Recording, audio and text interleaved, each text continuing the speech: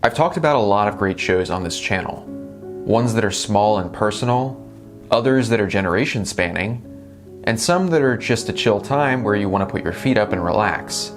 But there are very few that I've seen that I can describe as epic, in the truest sense of the word. Shows where you just feel this huge sense of scale, where the characters embark on a quest that resonates throughout history. And one such show that came out midway through 2019 was Vinland Saga.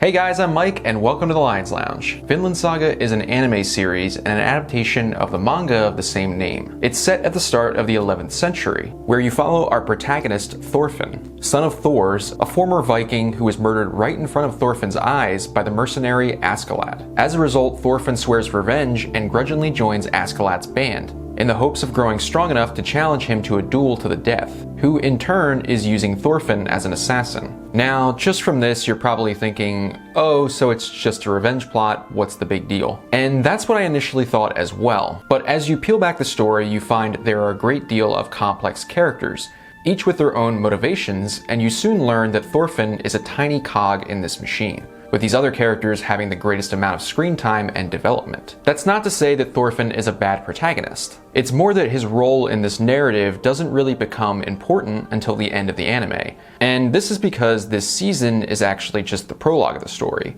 with far more happening afterwards. So why watch this then if the story hasn't finished? I think it's because of these characters. Askeladd and the timid Prince of England, Canute, in particular, are by far the most intriguing characters in the season. The former initially appears to be a man who only cared about money, until you learn about his past and true goals, and the latter is forced to undergo a great deal of growth on the battlefield and find the resolve needed to seize the throne. There's a lot here I'm intentionally leaving vague, and the reason is because I want you to go and watch it yourself. And if you get through it and don't want to wait for more, grab the manga that has recently entered its final arc. Seriously, if you like epic plots with multi-layered characters, you'll love Vinland Saga. So because this series is set during the age of the Vikings, I figured what better alcohol to play with than mead. In my Hades video, I talked about nectar and ambrosia, and while I made a cocktail out of those, to be honest, nectar and ambrosia is basically just mead.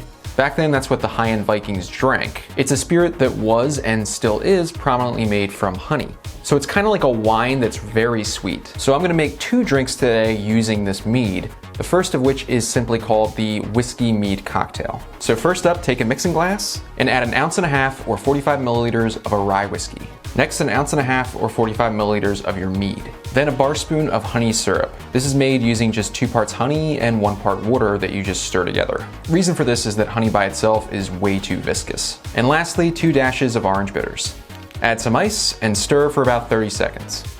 And then for this video, I managed to get some gold rim goblets that I figured would go with the overall theme. I'm gonna strain this right into the goblet.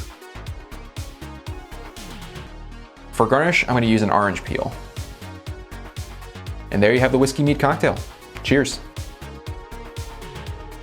Ooh, this is not what I expected, in a good way. So it's definitely very sweet, but the first thing I get is the orange bitters, and then that fades into the sweetness of the honey. The whiskey then comes at the very tail end where it kind of provides some spicy notes. Think of like baking. And because this particular whiskey is 100 proof, it adds a little more power to the drink. Overall, a very sweet and citrusy cocktail. This is very delicious. I could drink a lot of these. And lastly, we have the perfect storm. This is a very simple cocktail combining mead, ginger beer, and a little bit of maple syrup. So this drink I'm actually gonna build in the glass, and the reason is because the ginger beer isn't something you can really stir, and I wanna make sure this is chilled. So I'm gonna take my glass and add some cracked ice. Then I'm gonna add 2 ounces or 60 milliliters of mead. Then a bar spoon of maple syrup. Give this a light stir, and then top it up with your ginger beer. And this drink goes ungarnished. There you have the perfect storm. Cheers. Ooh.